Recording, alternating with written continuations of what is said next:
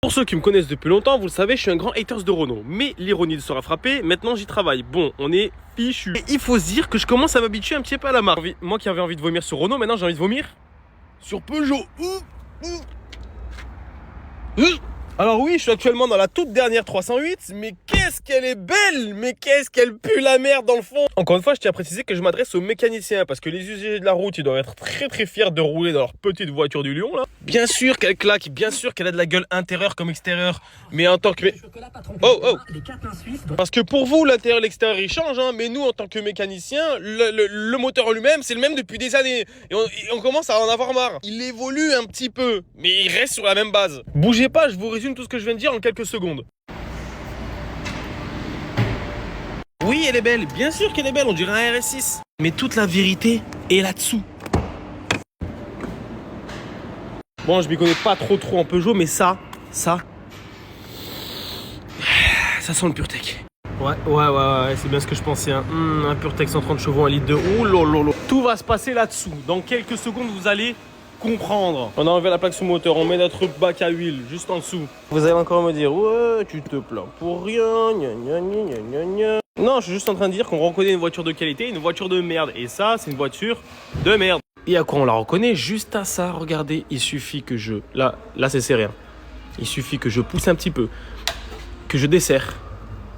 Et la catastrophe commence. À peine... Et en fait, avec une vidange de Peugeot, vous vous en sortirez pas proprement. Ça commence à couler, on n'a pas fini d'enlever le bouchon. On panique, qu'est-ce qu'on fait? On met notre vis, on tourne, ça coule de partout. Vous en avez de partout. Trouvez-moi une astuce. Comment vous faites, les gens qui travaillent chez Renault? Vous avez des outils spéciaux, vous avez quoi? Regardez, voilà, ça finit toujours en catastrophe. Et ça c'est de la merde. Et là, vous allez me dire, ouais, bah t'as qu'à laisser comme ça, t'as qu'à laisser couler comme ça. J'ai que ça à faire, moi, Et là, le massacre opère. Toi, tu vas enlever ton bouchon, t'en fous de partout, ça brûle, ça te coule sur les mains, sur les bras. On va y arriver.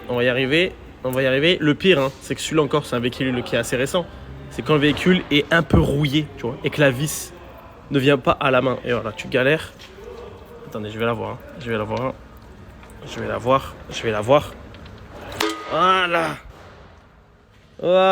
Voilà pourquoi je vomis quand je vois une Peugeot. Ils ont pas amélioré ce système depuis 2010. Bon, allez, moi je me casse, c'est l'heure du café, j'en ai marre.